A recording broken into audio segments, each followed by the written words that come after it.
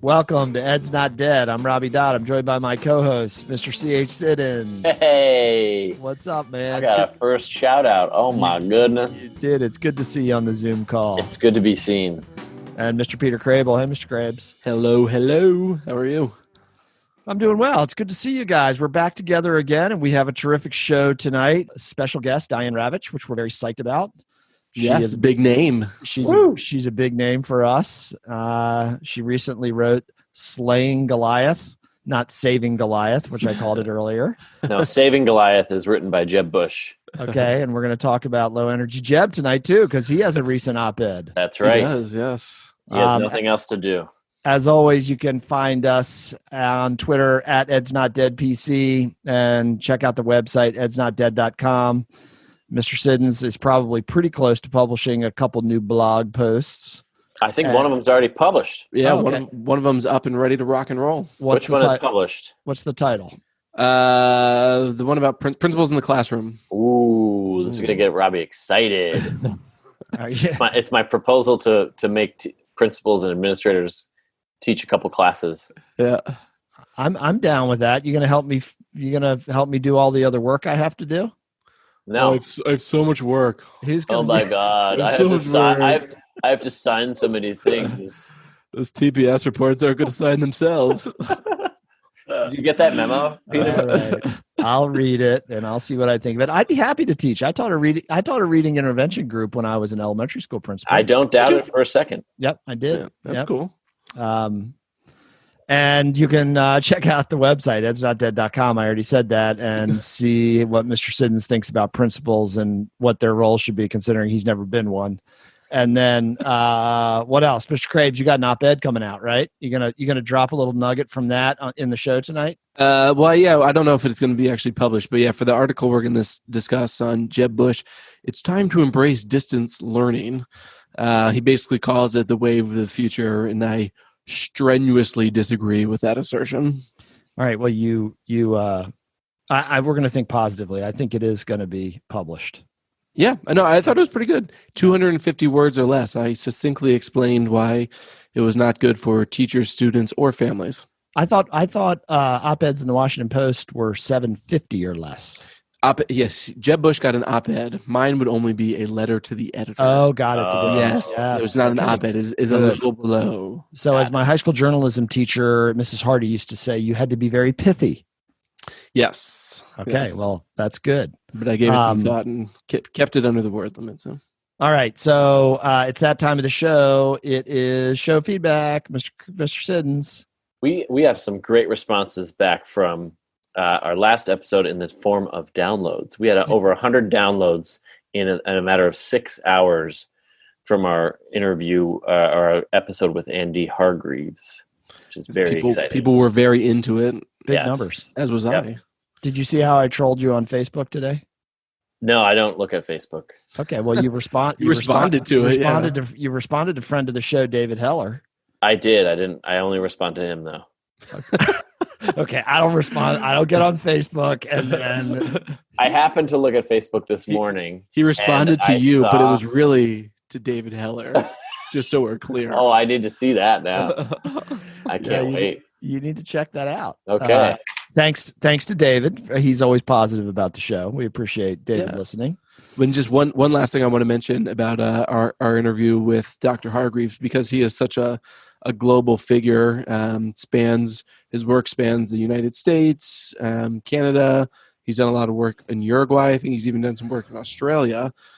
So in looking at some of the people that were liking, posting, et cetera, retweeting some of the comments, we've gone global, fellas. We're global in reach now. Really? Yeah. So there's some Uruguayan people from Uruguay responding, South Africa, England, Ireland. So really, really spanning the globe. Folks from Uruguay responded, and you cut that part of the interview out. Sometimes tough editorial decisions have to be made. I apologize. That's right. I will give you a solid, Mr. Krabs. Our audience is probably appreciating our improved sound quality tonight. Indeed. I'm appreciating it. I feel good about it. Being conscious of social distancing, Mr. Crable hooked us up with some new technology. Thank you. Yes, we're microphoned up and looking. Yep. You'll never see this video, but we look great right now. Very professional. Yeah, we're all dressed up for some reason. It's really strange. It's very odd. All right. What other feedback do you have, Mr. Sids? No feedback other than the fact that Frida is 6 months old today, as the recording is today. Congratulations! Just wanted to let you know that. That is outstanding. Frida, 6 months old, and wow. She tried to bite my finger today, and I found out that she's got 2 little teeth. Oh, she's got two little toothers coming out. She's got those 2 little daggers that they get. Oh, they are daggers. They're sharp. So now she eating solid food? Oh yeah. Because that video. What was that video you sent me that you had some terrible food you had stuck in front of her? Oh gosh, it was probably like squash or something. Yeah, it was so gross. Here, Frida, I made some Brussels sprouts for you. Brussels sprouts. Well, congratulations, Frida. Happy B-Day. 6 months on May the 4th be with you. That's right. Right. May the 4th be with you, which I tweeted this morning. Did you? Did you know that, Mr. Krebs? I did. I think it's pretty lame, but you know. All right. Well, we'll get to what we're watching at the end of the show. All right. There we go. All right. So let's jump in. Our first piece tonight, fellas. Mr. Siddons, you discovered it. It's an opinion piece in a local online publication, the Bethesda Beat. It is titled, "Let's Reconsider How We Do High School. It's Time for Schools to Distance Themselves from Outdated Thinking," by David Lapalito, who is a teacher at Bethesda Chevy Chase High School, also known locally as BCC. He writes a very compelling piece about how this new era that we're in, I think, is beginning to show us the way about how school could change, or the things that need to change. So he takes aim at standardized tests, those that have already been canceled, and the opening that provides to maybe rethink having them at all, or at least less of them in the future. We can talk about that. He also takes aim at school rankings. He clearly is not a fan of Jay Matthews' Challenge Index. Yep. And he goes on to point out that he thinks school rankings are flawed and just reinforce inequality and stubborn school boundaries. And then also grading, the 4.0 grade system, and how we grade in high school. He goes on to say that we give every year recommendations for high school seniors for colleges that are a much more holistic approach to how we assess kids and get to know and show how we've gotten to know kids, versus the way that we kind of, stick to our 100-point scales and sort and grade kids. So he touches a little bit on instruction too, but not a whole lot on how to reimagine instruction. That's kind of how he starts out the piece, but he doesn't get really too in depth on how instruction would change. So, fellas, what do you think of Mr. Lapalito's points? Well, I'll start with the grading piece, just because I think that was the one that immediately spoke to me the most. And I really like the idea and the analogy that he uses of giving feedback to kids based on like a college recommendation. Mm-hmm. Looking at, there's a couple of screenshots in the article, and looking at it, I'll confess I have not done many, maybe even no college recommendations. So it was certainly illuminating to me. Yeah, you've done some. Certainly illuminating to me to see what they write. And it was like, yeah, this does tell you more about the student. And then I was thinking, if I did have to write college recommendations, there's a lot I could say about a lot of different kids that was really nuanced, that really gave a sense of who they were, of what made them tick, of the areas they excelled in, of the areas that they've grown in that maybe you haven't even seen yet.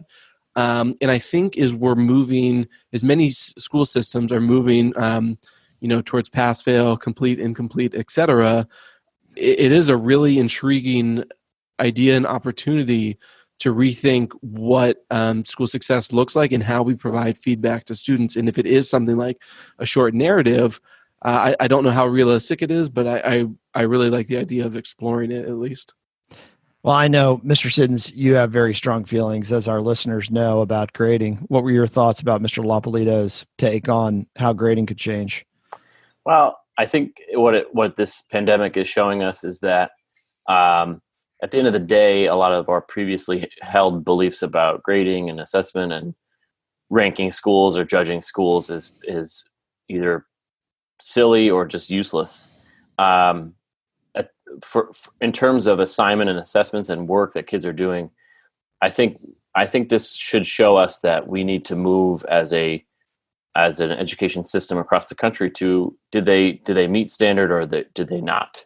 The 4.0 grading system, the A through F grading system it's just not appropriate in terms of did students learn what we wanted them to learn.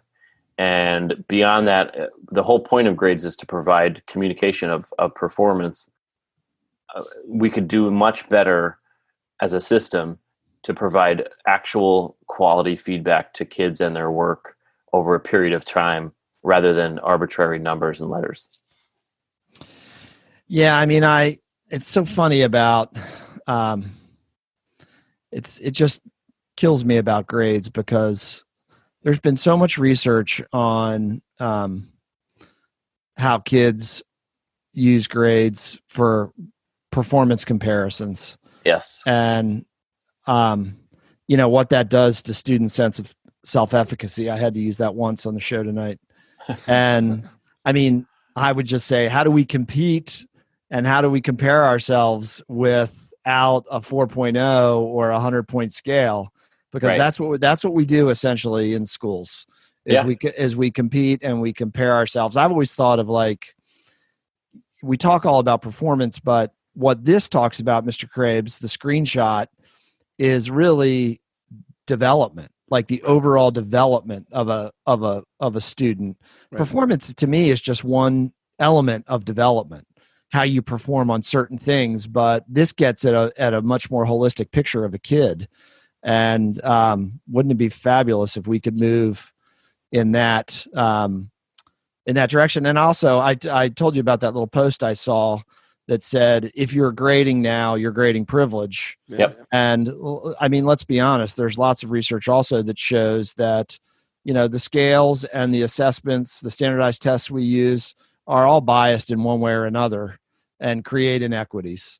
The amount of tonight is going to talk to us about how she was a test creator. She was, yep, for NAEP, the nation's report card, and she'll go through and be like, "There's no right answers, or there's 4 right answers here." Right. And I mean, tests are fallible. Tests are human made. Right. Tests creators can try as hard as they want, but you always have some amount of bias in your text questions because you're drawing on things that you know. Yep. Right. It's natural to have bias, but that doesn't mean we should have all our eggs in that basket. That was a part of her big about face, I think, between Left Back and the Goliath book, is her feelings about testing. Right. The other piece that I found really interesting in this, that again we're going to ask, and Diane Ravitch is going to talk to us about later, is school rankings. And school rankings and standardized tests kind of fall in the same category in terms of they're designed to produce winners and losers. Yeah. And I think they're great if you're, a winner, if you're in the top 25th percentile or something like that. But if you're not, it's pretty damning to you either as an individual, if you're scoring low on a standardized test, or you as a community and as a school. And again, with schools, you could be a pretty good school. You could be, a great school. And based on any number of school rankings, whether it's U.S. News World Report, whether it's any local school system rankings, you could be pretty far down in the rankings. And again, it creates losers when there don't always have to be losers. It doesn't necessarily give a holistic or even correct approach, a perspective on what a school is doing. I also don't understand the point of ranking every single or thousands of high schools in the United States. I don't really understand the point of looking at your local school. How does that help to know that you're 800 on a list. Yeah. Property values. Well, obviously, yeah, certainly. But like, it just, I don't understand the point of it other than the fact that humans like to rank things. And Americans in particular like to see winners and losers. And there's a lot of, I mean, look, we'd be remiss if we didn't say there's a lot of vested interest out there in people who say, no, grades are really important. And grades do have great meaning about how hard a kid works and how their tenacity, their grit, their stick-to-itiveness. But they're wrong. And the same thing that they would say about schools. You know, well, how can you tell the difference between kid A, who's working their butt off to do all this stuff and get this grade, and kid B, who's not? And so I think the grade people, you know, would say that they do provide some sort of delineation or markers between students, student performance, and, you know, some sort of reflection of the student as well. Right. And I remember when I would have this policy I created in my own classroom, which was, and I think Mr. Kozlowski does this now, a listener of Ed's Not Dead, where kids have as many opportunities as they need to redo and reassess work. And there's always students who are concerned about not getting as high a grade, or there are students who maybe try it more than once and get an A or a 95, let's say, and the kid who did it once got a 95 or even a lower grade, but maybe a 94 and still an A. And it's interesting the concern that comes out of other students and their grades compared to my own grade. You know, I only did it once, and another student tried it twice, and they got the same grade or better grade than I did. It just we've conditioned kids to only focus on the number that's attributed to an assignment rather than the actual validity of the assignment, the learning that goes on, and the feedback that is provided by the instructor. I agree with that. The only thing I would disagree with a little bit is that I do think there's been a lot of conditioning. I 100% agree with you. But I do think that there naturally humans do tend, some people are more performance oriented. And so they thrive in those kinds of situations. They like that. So we can't deny that you know, there's people that feel like they need that kind of measurement because it validates them in some way. And that's not better or worse. That just is, in my opinion. I guess what we have to do is, you know, create the system that works the best for the most kids. But what is the purpose of a grade? Is it to promote competition? No, it's not. I'm not. Again, I'm not quibbling with you on that. I'm quibbling with you on that. Some people are wired that way. No, I totally understand. And that is the system that they want to operate in. And listen, there are downsides to that too, because I mean, do I have to hit you with some Bandura here? Because I'm going to hit you with it right now. But enough research says that those kind of grading systems don't actually benefit children. Understood. And folks with a performance orientation tend to only be able to measure themselves against arbitrary standards. And when they have setbacks, it's harder for them to recover versus mastery oriented people. I'm with you. That's a fact. I don't know why you're shaking your head at me. So no one can see that. I can see it. So anyway, do you want to pivot? So we're supposed to keep this archaic grading system for the people who are performance oriented. Is that what you do? No.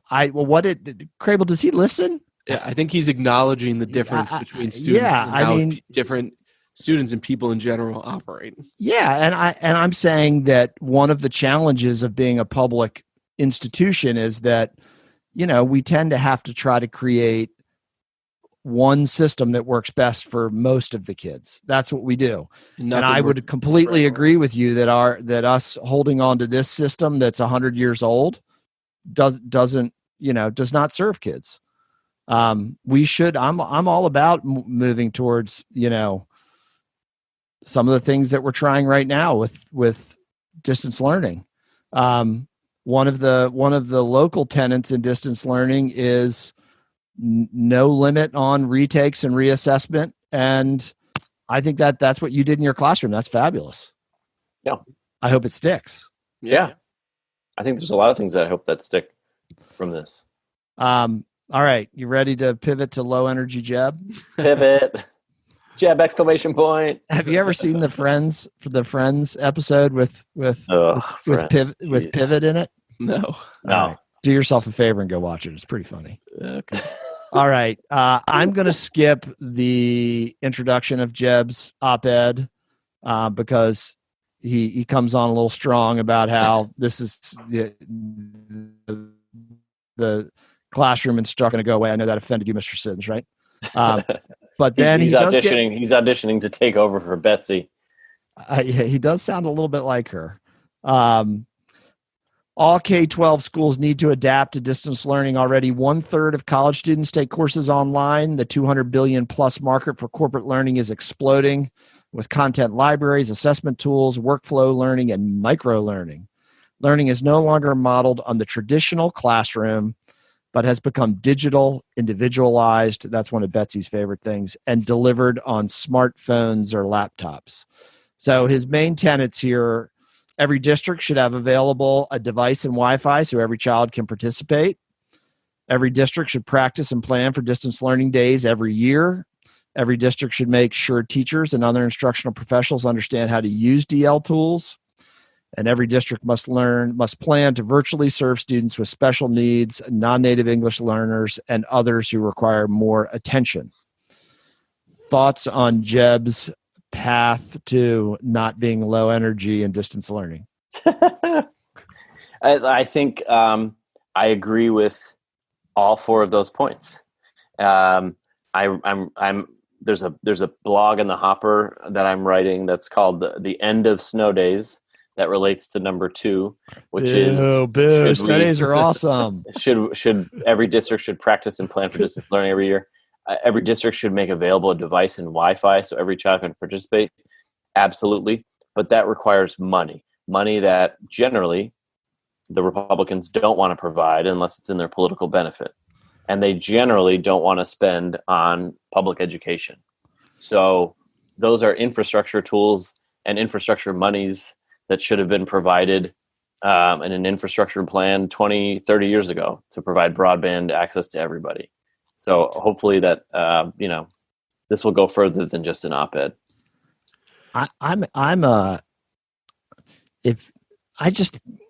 The only being able to walk down the stairway one way and also killing snow days, you'll be the biggest Grinch ever.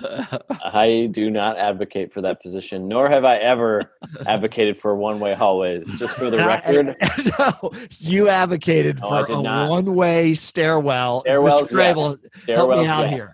Stairwells, what? Yes. Stairwells, yes. I admit it, and it worked, and it's still in place.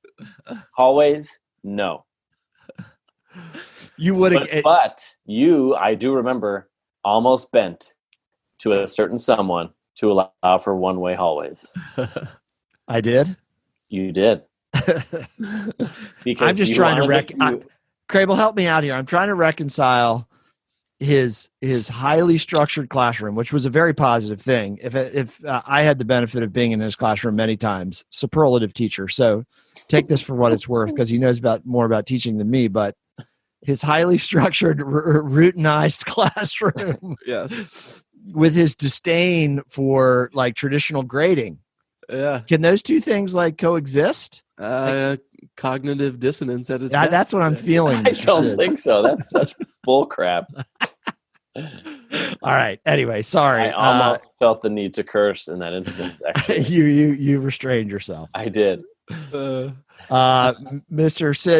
Crable, Jeb's not giving us much here to fight about. Well, no. So I will. So I think the bullet points that you read, I think, are all reasonable steps.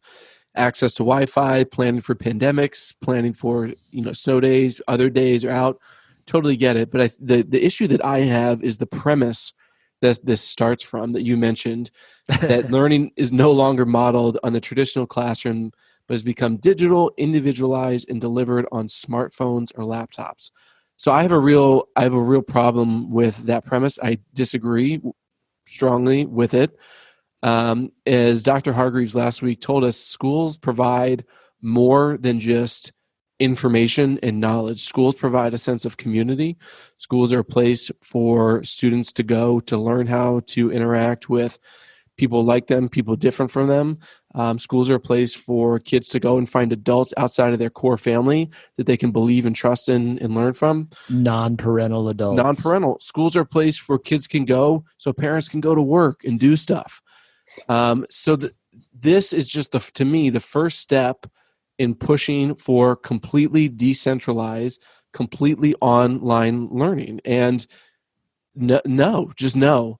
And I fully accept and understand that we're going down this path, and that's fine.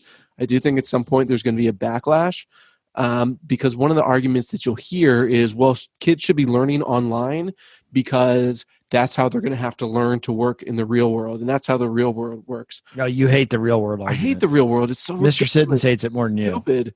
And we're preparing 7-year-olds for the real world, really? 7-year-olds should be met with things that are appropriate developmentally for them. And sitting on a laptop is not one of those things. So, hold on, I'm going to cough. You guys take this. Hold on 1 second. Did he just mute himself? He did. That was very skillful. That's outstanding. Had a tickle. But let me finish my rant here for a second. Okay, go ahead. So, and I think based at all of this is this idea that's based in the market forces, that's based in the free market, that schools are just like any other, corporate venture, and they can just be done in any number of ways. And I think this just totally ignores the reality of the other purposes that schools serve aside from straight up information. Yep. I'm with you. So you think you tend to think that it's another not so secret conservative plot to undermine public education. Absolutely. When we get to the micro grants and the grants for Betsy DeVos's plan at the end of the show, yeah, it's all going to come together. Yep. I'm going to get it. I got my tinfoil hat on today. Oh my gosh. I hear you, and I tend to be with you. I just also know that, schools are, come on, we can all agree that schools are a little bit stubborn about change. Completely. Yes. Okay. So, but our desire to change tends to be in the benefit of students and teachers and to help. That's not true. No, I'm talking about ours. You, me, the Rob. three of us. Yeah. Yes, I agree. We're right. Well, yeah, of course we are, because we're not talking about changing the structures in terms of corporatist owners and the closing of schools willy-nilly and opening up these non-accredited charter schools across the nation and pushing online learning across the country so that public schools won't even be operating anymore. Because they don't like unions or they think it's liberally based or whatever.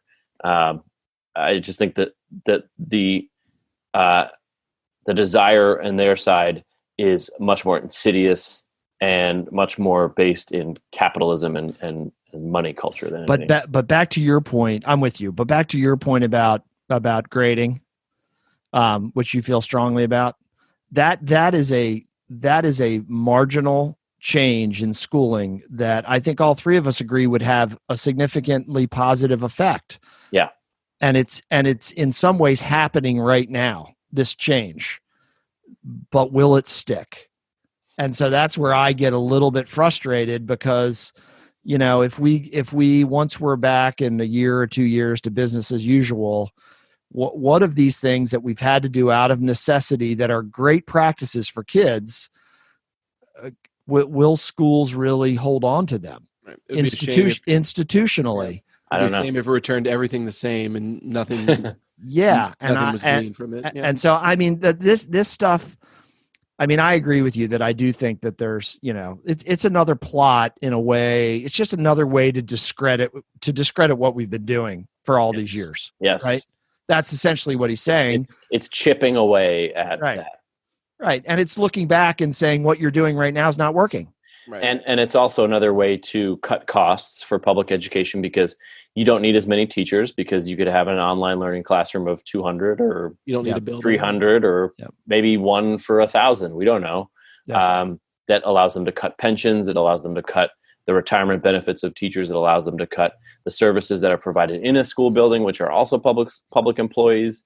It allows them to cut costs in meals for kids because they don't have to provide them anymore. It goes deeper than just broadening the base of the amount of kids that can access learning online.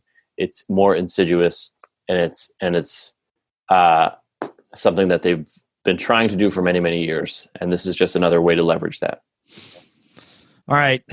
If you want to check out Mr. Lapolito's letter to the editor or op-ed in the Bethesda magazine, please do that. We were glad to share that on the show tonight. And also Jeb Bush's recent opinion piece in the Washington Post, "It's time to embrace distance learning and not just because of the coronavirus." When we come back, folks, we are very excited. We're going to have Diane Ravitch on the show, author of Slaying Goliath. Don't go away. We'll be right back.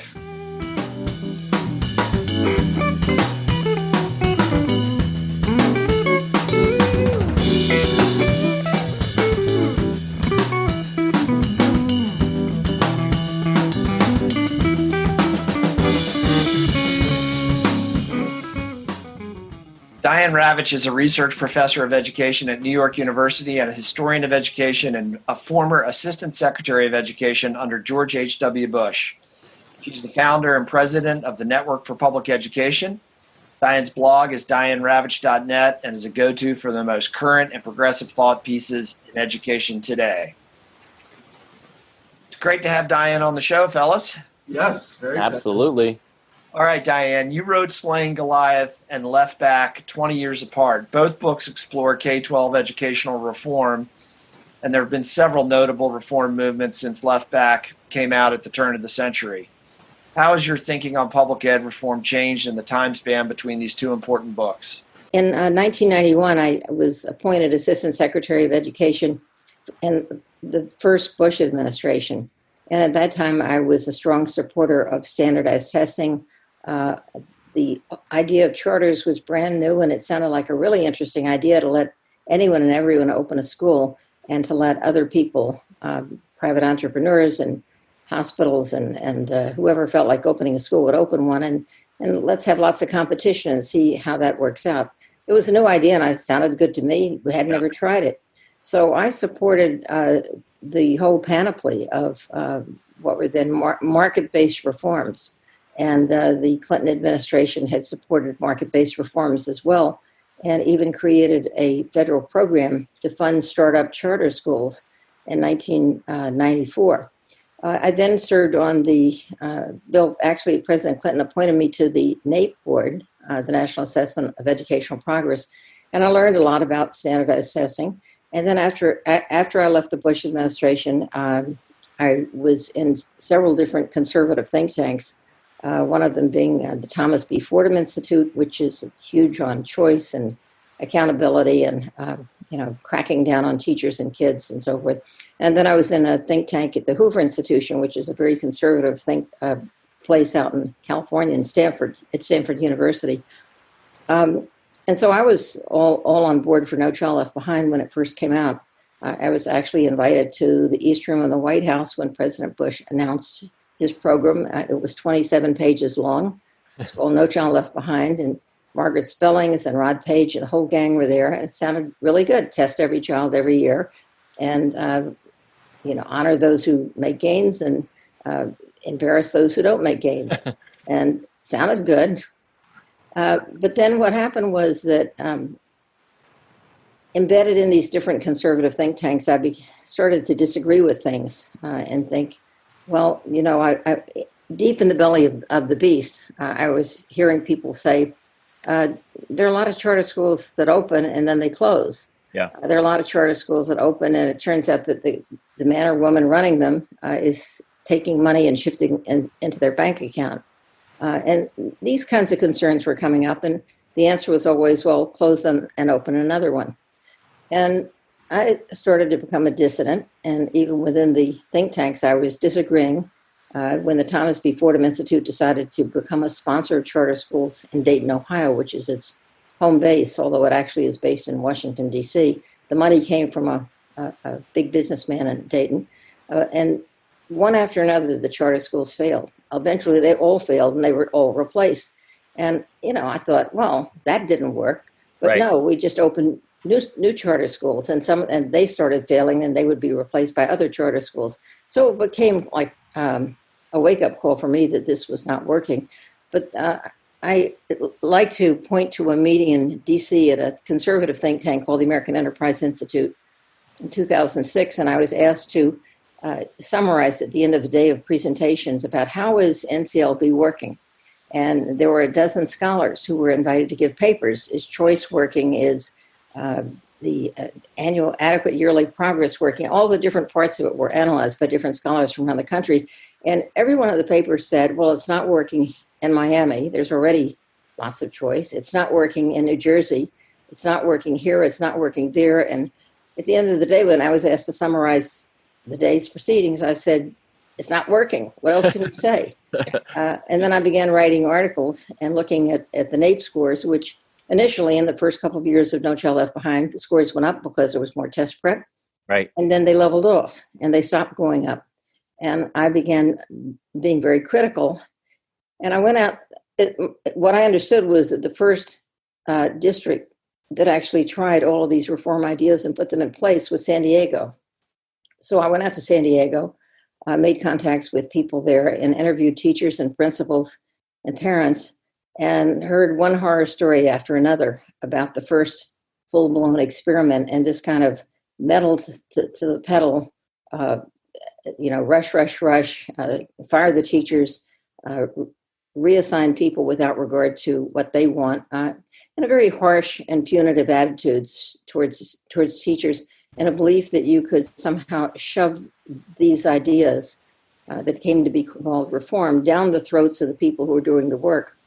And that was very enlightening for me. And I, from 2006-7 on, really from 2007 until 2010, I was writing the book that came out called The Death and Life of the Great American School System, How Testing and Choice Are Undermining Education.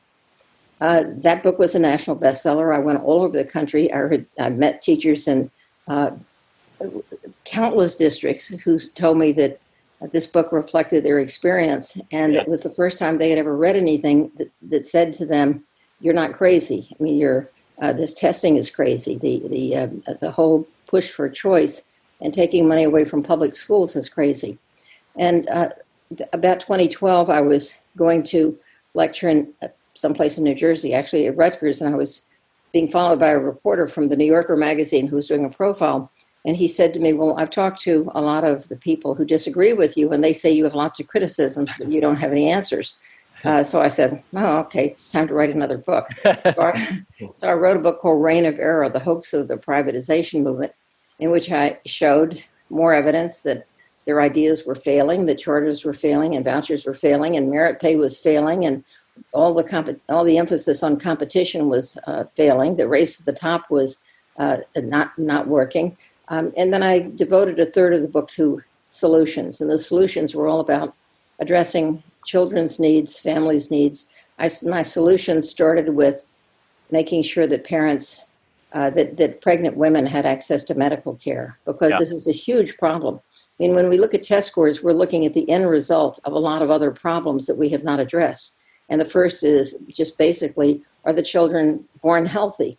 And many children whose mother never saw a doctor are born with disabilities, developmental disabilities that could have been avoided had they had medical care. And I'm sorry to interrupt, Diane. One of the things you mentioned just now is that resonated with us on the show. We've talked about it before, where it seems like more and more social issues and things out of schools' control are placed on the shoulder of teachers and administrators. Do you find that that's the feeling across the nation, and as you're writing your work, that there just seems to be added burden to the school systems in that sense? Well, what I was trying to do in the 3 books I've written on the subject was to make the point as loudly as I could that most of the things that affect test scores are beyond the control of the school. Right. Okay. This has been well known by social scientists for decades. This is not even a secret. But what the so-called reform movement believes that if you fire enough teachers, and part of my Hoover task force was included people who earnestly believe that you should fire teachers every year if they don't get a high enough test scores in their classes, right, and destabilize the school and demoralize the teaching profession. But just keep firing teachers, and eventually test scores would rise, and it would add trillions to our national economy. It's a ridiculous idea. But what I was trying to do in these books was to say that poverty is the most important determinant. Poverty and affluence are the most important determinant of test scores, and that if you want to, if your concern is test scores, you don't address testing directly. What you address is the conditions in which children live. Right, and I just finished Slaying Goliath. I must say, if you don't have it yet, please get it. I will say, I'll be honest, the first few sections, I was pretty bummed. I was saddened at how far, and the way you describe it, I think, is incredibly apropos, but how far our public education system has devolved into corporatism and how it's been politicized. However, as the book goes on, you talk about the resistance, the disruptors, and how the disruptors are losing. So I found myself feeling much better about where our public education system is headed, which is great. What do you attribute these battles to, and how is it that billionaires and the wealthy of all political stripes are losing to the resistance in the form of frontline educators? Well, I think that a lot of educators fell for the claims that were being, the slanders that were being directed to them. They internalized them. And what we've heard from the likes of Bill Gates and Eli Broad and the Walton family and all the people that are on their payroll, which is just, look sometime at the list of people that the Walton Family Foundation funds. It's staggering, including some of our major media. As I'm listening to NPR, I get like chills when I read the description of all the people that you noted in your book. I'm like, oh man, I heard those on NPR. That's not good. Well, a lot of people in education, a lot of people doing the work, internalized all these charges against them. And, for example, gave credibility to the idea that competition will improve the schools. It doesn't improve schools. It demoralizes people. People are there. People should be collaborating, not competing. Yep. And the best work that teachers do is done in collaboration with other teachers. But what I was trying to do was to say, stop internalizing all this negativity and recognize that these guys, just because they have a lot of money doesn't mean they're smart. They're actually, when it comes to education, they're very stupid. They keep pouring millions and millions and hundreds of millions into failed ideas, value-added assessment being one of them, where I give the example of, I think it was in Hillsborough County. They almost bankrupted Hillsborough County, Florida, trying to prove that if you paid teachers based on their kids' scores, that you would serve kids better. In fact, you serve kids worse, because the more you use the value-added assessment, the more it incentivizes teachers to avoid the classes with that have kids with disabilities and the neediest kids. Yep. So you're basically rewarding teachers because of who is in their classroom, not because they're better teachers. But I wanted the book to do two things. I wanted, first of all, to give hope to educators and parents, to say you're not losing, you're actually winning, because everything they've tried has already failed. And I also wanted to send a very loud message to what I call the disruptors, and say, stop pouring money down this hole. Do useful things. Yeah. And one very good, very encouraging piece of news that I've heard was, and I included this in, I have a paperback edition coming out in the fall. So I included this link in the paperback edition, and that is a story in Education Week that said that a lot of philanthropists, not Bill Gates, not the Walton family, not Eli Broad, but a lot of philanthropists are realizing that it's a waste of money to continue to invest in what's called K-12 reform, meaning testing, standards, and accountability. And instead, they're going to be putting money into education and the arts, education and mental health, education and the school-to-prison pipeline. Huh. And I was like, I wanted to jump up and down and say, yes, yes, yes, this is great. Like they've been following Bill Gates like lemmings because he's a self-declared genius. Right. And on education, he really doesn't know what he's talking about. Yeah. And so as you were talking, I found it really fascinating as you're talking about some of like the thinking in some of the more conservative market-based reform movements. And then thinking about billionaires, take us a little bit behind the thinking. Why do the Bill Gates, et cetera, of the world think that they can fix education? Is it hubris? Is it an excessive amount of money? And why? Is it coincidence, or is there some other reason why they've kind of latched on to the school choice movement specifically, along with testing and probably now like technology? Those seem to be maybe like the three big areas. Is there some connection there? Well, first you have to understand that they've all become billionaires because of the free market. So they really love the free market. It worked for them. And so if it worked for them, surely it must work for everyone. Right. And they've become very successful because of competition. And they don't understand that a school is not like a shoe store. You don't just open and close schools the way you open and close, a shoe store that doesn't make it. And so it closes and then another one takes its place, or maybe there's a mall that closes, like Walmart, that closes all of the little stores around it. Yep. That's the way Walmart operates, is that basically it wipes out Main Street. And so the Waltons have been ferocious in funding the school choice movement. My guess is that if they had their druthers, they would be supporting vouchers and not charters, but it's easier to sell charters. I think that after the Supreme Court weighs in on the Espinosa versus Montana case, which is supposedly going to be decided this term, the last constitutional obstacle to vouchers will disappear. But what I predict is that even if that constitutional obstacle is removed, even if states can no longer prohibit vouchers, very few people will use them, because we've seen this, whether it's Florida or Indiana or Ohio or other states that have wide open voucher programs.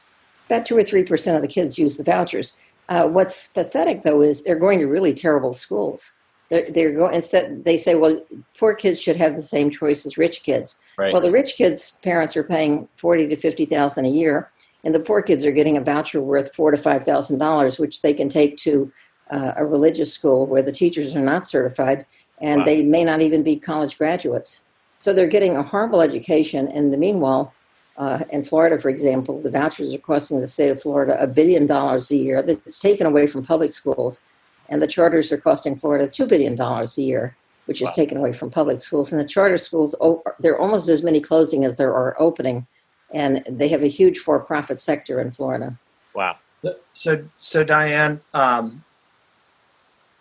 you've come to the point where you see those things not working. So you're a researcher, you're connected to all kinds of people in education. What is working? If coercive accountability, choice, standards have not been the answer, what do you see around the nation that's working to close opportunity and achievement gaps and serve the needs of underserved kids and students of color?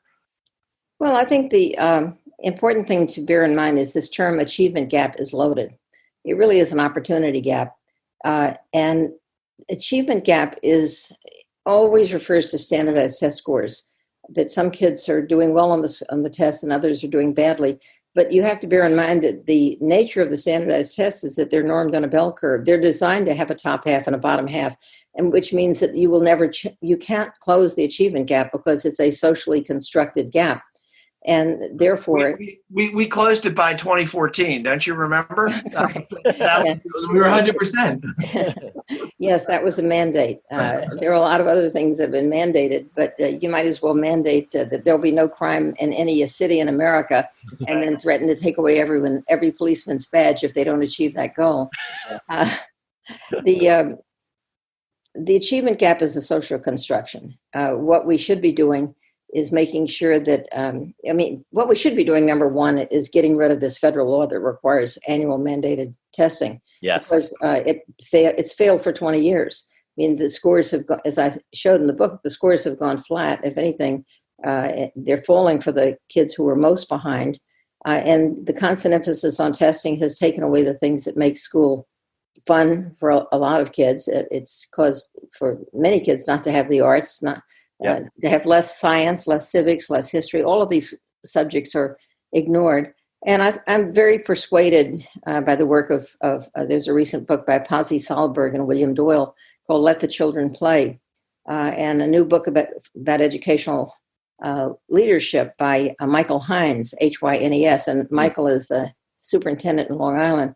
And he's a revolutionary figure. He believes that We should be focused on creativity, and this is important for children of all races and all income levels.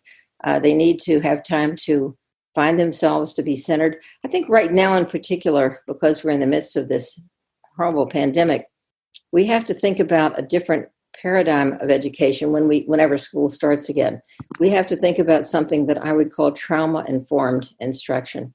These kids have been through something that none of us in our lifetimes have ever experienced. And we're adults, they're little kids, and they're thinking the world's gone crazy. A lot of these kids have seen death in their family. They've lost a parent, a grandparent, an aunt, an uncle. Someone in their family has been directly affected, and it's a scary, scary world. Yeah. And they depend on us to protect them from the forces out there. So I think we have to begin the school year with a lot of support for them and give them some space. And the worst thing we could do is to start testing them at once and to say, how much ground did you lose? Yeah. I keep hearing this term used as though everybody's in a foot race. And if the race has been temporarily suspended, we have to start racing again as soon as we get back to school. The governor of California suggested that school should probably start in mid-July or even early August to make up for lost ground. Well, that's nuts. I mean, leave the kids alone. Let them have some space. Well, he said he wanted to get his own kids back in school. Yeah. Well, a lot of this is. And we just talked about this before you came on, which was, what is this going to look like when we go back? And when does that happen? I think it's going to depend on the states. And the states that go back too soon are going to, that one researcher from the New York Times I was referencing, where he talked about the dance. And, some school districts are going to go into the fall and they're going to have to close down again because an outbreak of the virus. And unfortunately, that's going to happen in all too many places. Well, if it comes back, and there have been many people who've said there'll be a second round, including Dr. Fauci, and he's warned that it could recur. And right now, I think there are 31 states starting to reopen.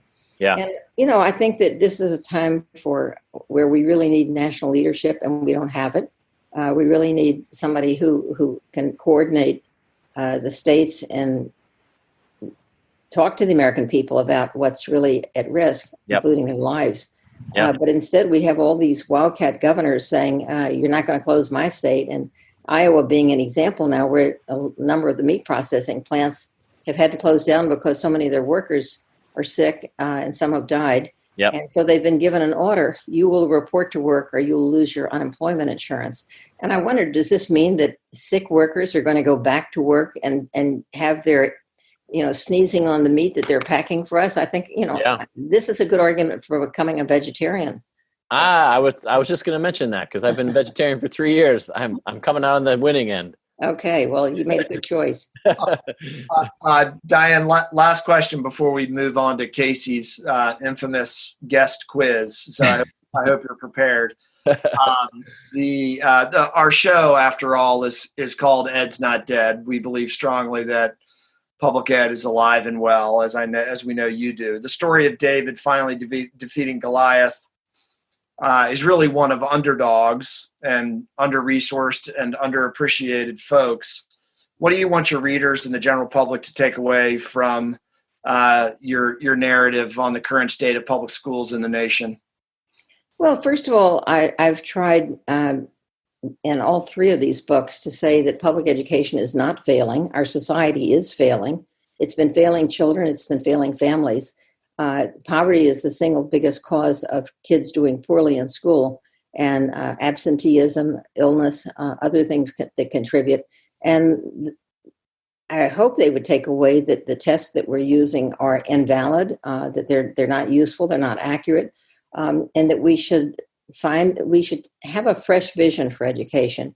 Yeah. And the thing we should be thinking about during this pandemic is if the test didn't exist, and I hope that in the next reauthorization of this federal law, that this mandate is taken away, how can we reconstruct our public education system so that it serves the needs of children, so that we allow teachers to assess their students, allow them to write the test because they know what they taught, and stop relying on standardized tests, which are really not useful in terms of imposing from afar some test questions. And I think what I would like to leave you with, although I'm not leaving yet, is the idea that the lesson of standardized tests is very poisonous, and that is that there is one right answer to every question, and that every question has 4 possible answers, one of them right and the other 3 wrong. This is bad thinking. This is sloppy thinking.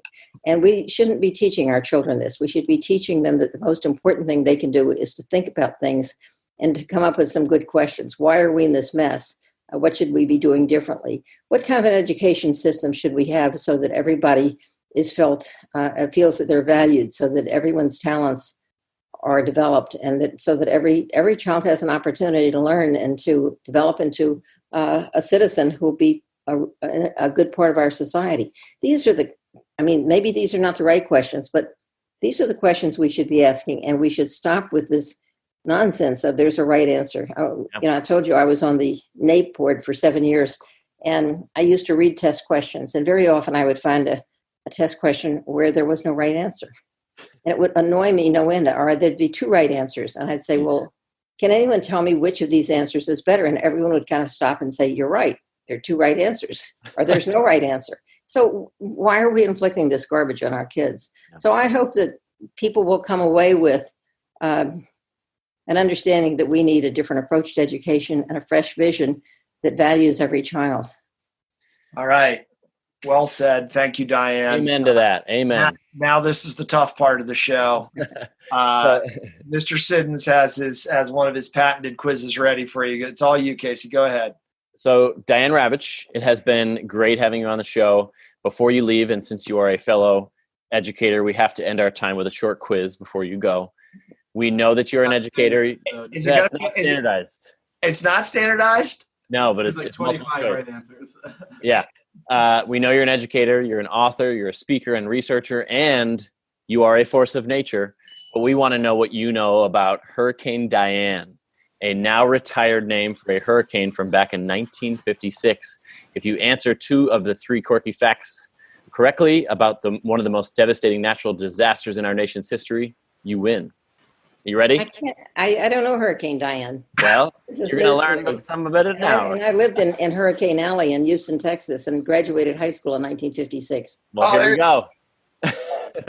So, number 1, the name Diane was retired from the Atlantic hurricane naming list after it was all over due to the damage from hurricanes in 1954 and 55, including Diane. Public outcry over storm damage led to the creation of what organization in 1956? Is it A, the National Hurricane Center, B, the National Oceanic Atmospheric Administration, or C, the Capital Weather Gang? Geez, I would guess that this is surely a guess that it would be the National Hurricane Center. You are correct. Obvious. The National Hurricane Center was established. Good guess. I have no idea. All right. This is a total standardized test, Mr.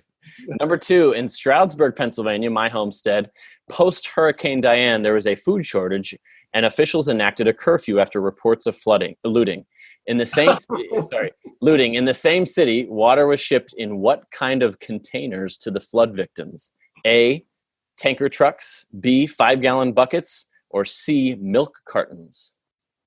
It's a sheer guess. I have no ideas. Therefore, I'll guess tanker trucks. Oh, incorrect. It's actually milk cartons. Oh, okay. It later inspired Federal Civil Defense Administration proposal to use water packaged in milk containers in the event of a nuclear attack. That's my history nerd background. Okay, right so there. You might be interested to know that the DeVos family, Betsy DeVos's family, owns a company that sells water in cartons. Really? So whenever you see water in cartons, look for the label, and if it comes from Grand Rapids, Michigan, it's owned by the DeVos family. Oh, wow, very nice. We do a Dear Betsy segment, Diane. So that's gonna be in there. I need to include that. Yes. That's outstanding. All right, number 3. The Pennsylvania state government implemented a tax on what vice to help pay for storm damage, which lasted for about 2 years? A, liquor, B, gambling, or C, cigarettes? Ooh. A sheer guess, because I'm not from Pennsylvania. I'll say cigarettes. Cigarettes is correct. Yes. Well done. This was partially due to a lack of significant funding from the federal government. Nice job. You got 2 out of 3 right. That's why Diane Ravitch is one of the foremost educational thinkers in the nation. That's right. Good guessing. thank you for playing along, Diane, and thank you for coming on our show. It's been an absolute pleasure having you on. And for our listeners, if you haven't picked up Slaying Goliath, please pick it up. It's really a great read, and it indeed gives me hope for the future of our system, our public education system. So thank you so much, Diane. We appreciate you. Well, thank you, and keep your spirits up and be ready whenever school reopens. I hope it's September. I hope it's not sooner, because I think everybody needs to take a deep breath. And my advice to parents is relax. Don't pressure the kids. Everybody's under a lot of pressure. Yep. And they're not going to lose the race. They're not going to lose the global competition. Play with them, talk to them, encourage them to read. Go for some walks. I love it. Go for a long walk. Yeah. Thank you so much, and good luck in all your future endeavors and when you return to school. All right. The book is Slaying Goliath. Thanks, Diane. We'll talk to you soon. Okay, bye-bye. Bye.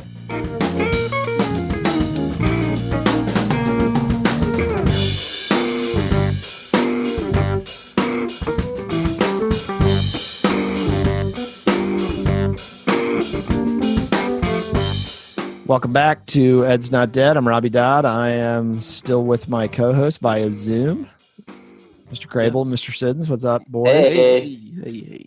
That was an awesome interview. Thanks again to Diane Ravitch for coming on the show. Indeed. Yeah, it was really, really great. Very gracious. Appreciate your time. I know you're a huge fan of hers, Mr. Siddons, probably because you really like the new book, right? It's outstanding. It's very, very good. Yep. Casey fanboyed a little bit prior to the interview. I did.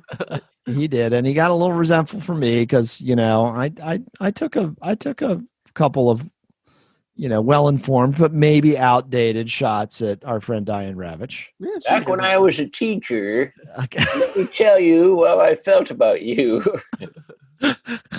I never said that. I did want to point out that in the show notes I had a question about her famous pivot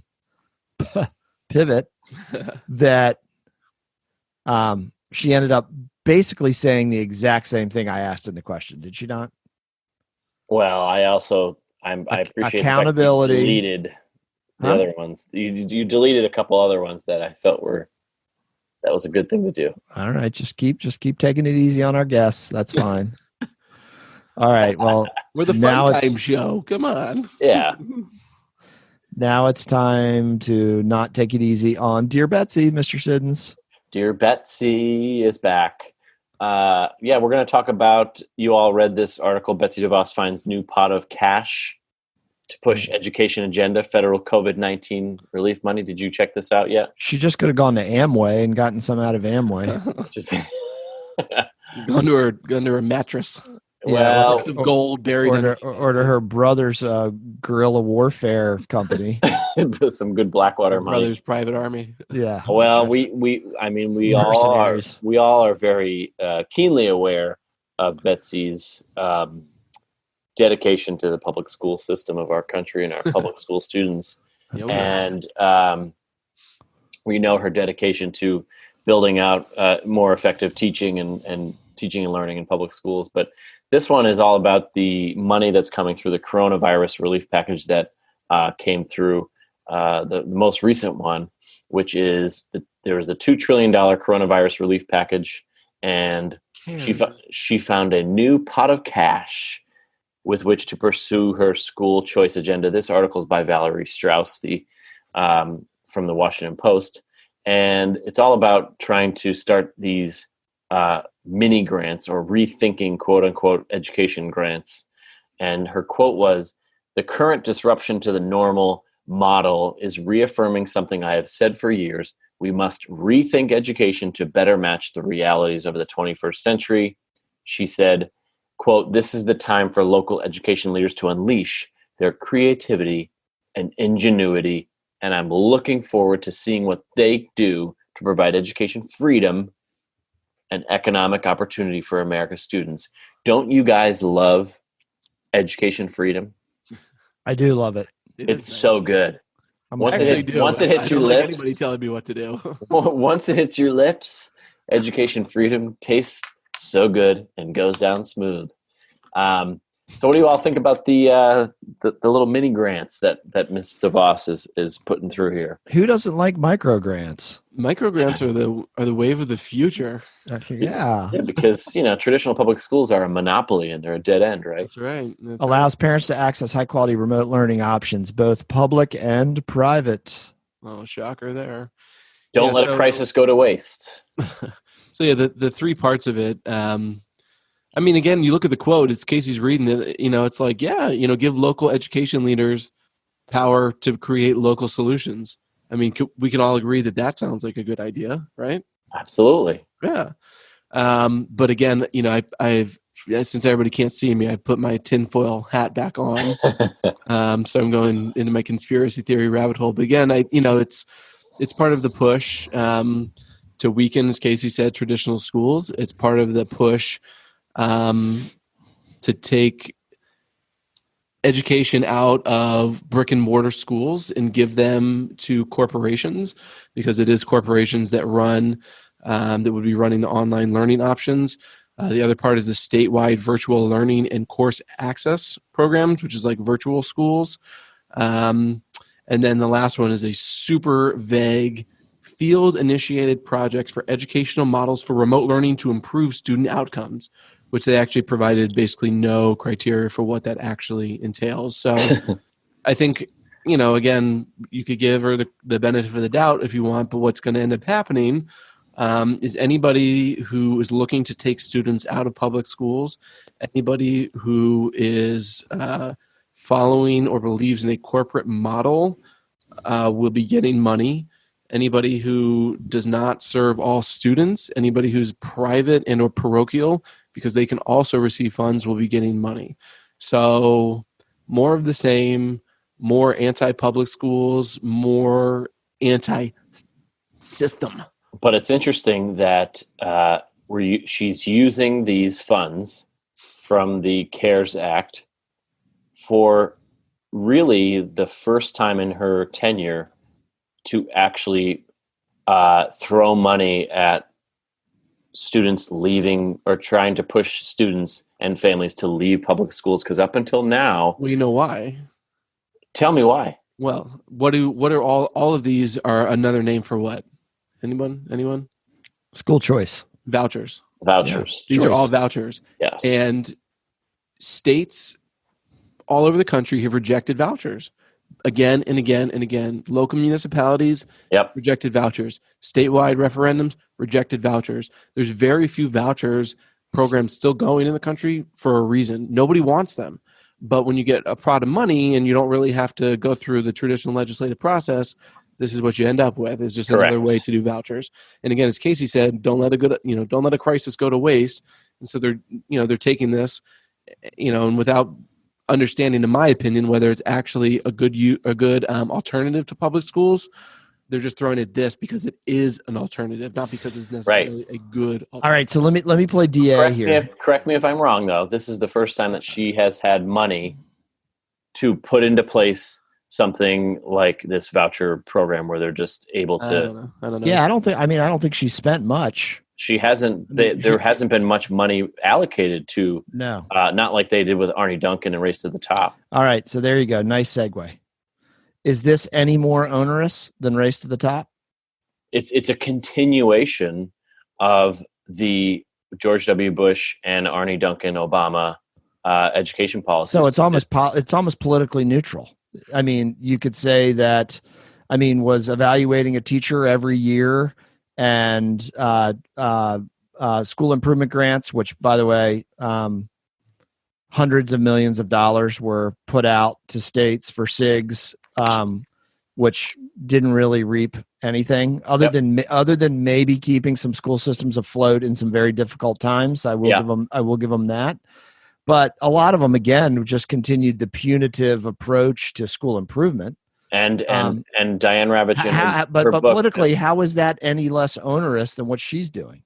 It's not. In Slaying Goliath, she talks about it extensively, which is we started with the George W. Bush No Child Left Behind Act, right? It continued into the Obama administration and continues to this day into the Trump administration.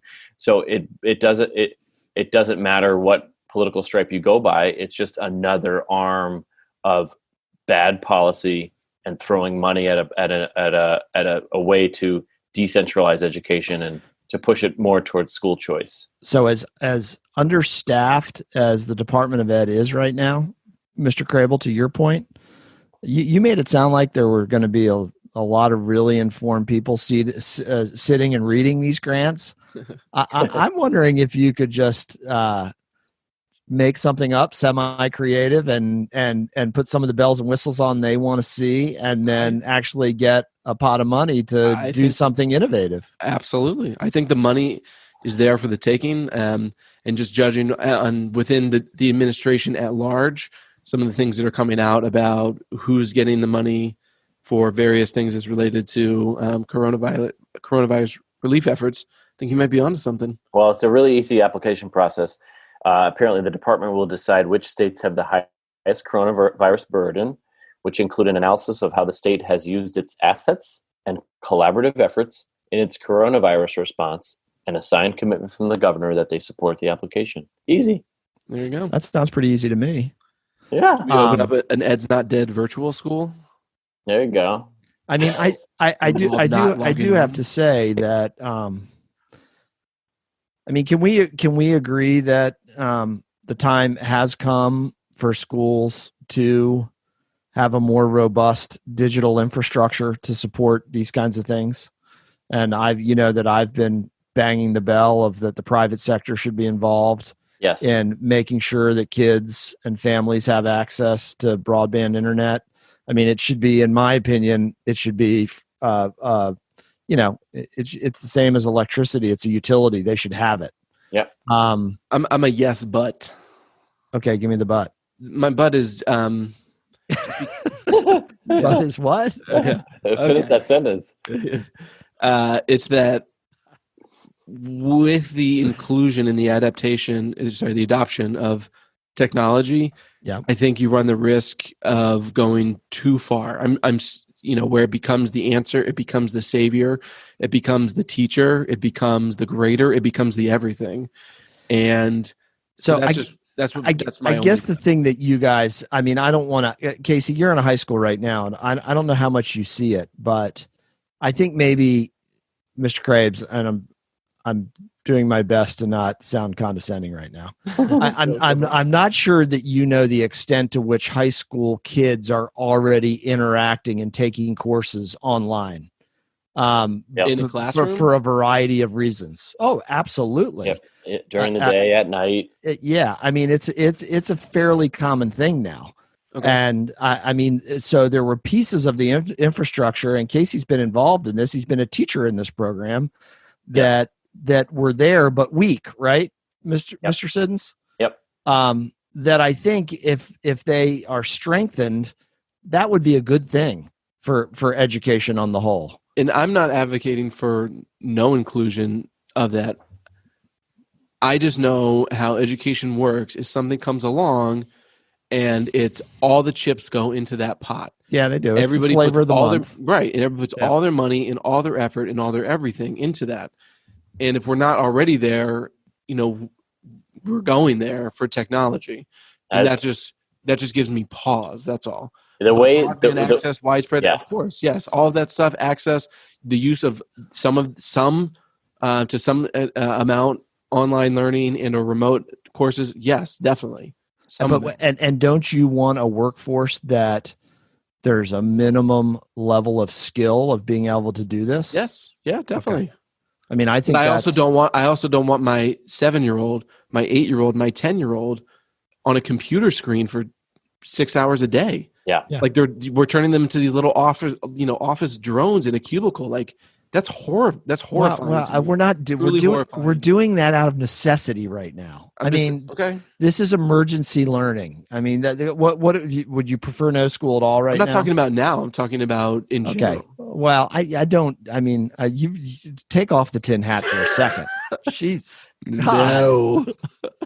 Just as long as he doesn't start talking about eating his neighbors, we're okay. You just be careful. You let in Silicon Valley.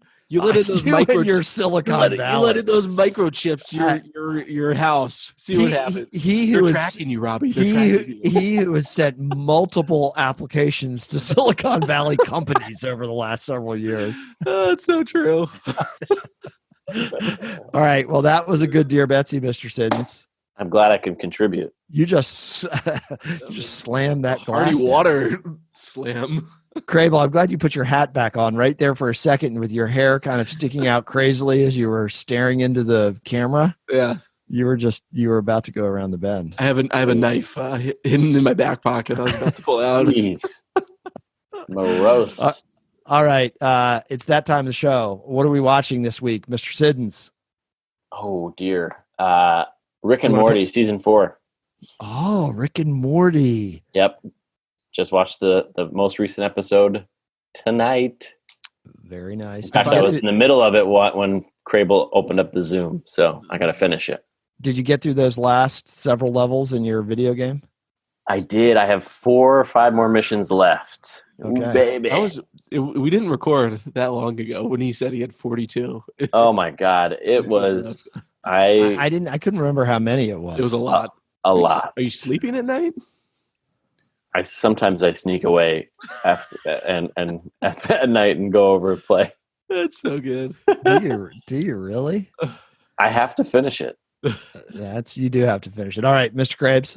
I just watched a movie called Good Boys. Oh, Johnny told me about that. Dude, it is. Is it outstanding? Freaking hilarious. Yeah, it's I heard it's very good. Seth Rogen is involved in some way, like a producing. I think, and it's generally that crew that did like Superbad and stuff like that. Yeah, that's a good crew. Yeah, so it follows a bunch of. It's Judd. I think it's Judd Apatow. It could be, yeah. Yeah. He's the director. Yeah. So follows a bunch of 6th graders and just basically, it's miniature Seth Rogen, Danny McBride, etc., cursing left and right, being just totally ridiculous, and I laughed out loud quite a bit. It was really funny. All right, I'm gonna have to. That's been out that's like 2 years old, right? It's not new, but it just came across my radar. I remember Johnny, my son, telling me about it. All right, aside from The Last Dance, which I won't bore our listeners with because I talked about it too much on the last episode. I had one of those moments with my 16-year-old today. I don't think I've seen him this way since we watched a penguin documentary when he was 4, and I looked over and tears were streaming down his face as the father penguin died in the cold. Spoiler alert. Jeez. No, today we watched the last episode of the Clone Wars. Ooh. And I don't want to spoil it. It was amazing, Mr. Krabs. You got to check it out. Oh, yeah, I'm going to. And I looked over at him, and he was just like he was with the Penguin movie. He was just torn up. So it had that kind of impact on him. 7-year show. So for him, it was pretty momentous to come to the end. You're gonna like it. Love it. It's a good show. Yeah, I like it. All right. Any last words there, fellas? You got any parting wisdom for the audience? No, just stay tuned. We got a big guest coming up. Next show, we have John King, former Secretary of Education under President Obama. We're going to talk to him about the pandemic, where we are as it relates to equity, and then kind of solutions, not only now to address some equity issues, but also moving forward. A lot of what we talked about is what are we going to keep when this is all said and done that needs to be kept, and what are we going to change that needs to be changed. Got it. That's going to be the run continues, Mr. Siddons. We're working on it. Yeah. Good job, buddy.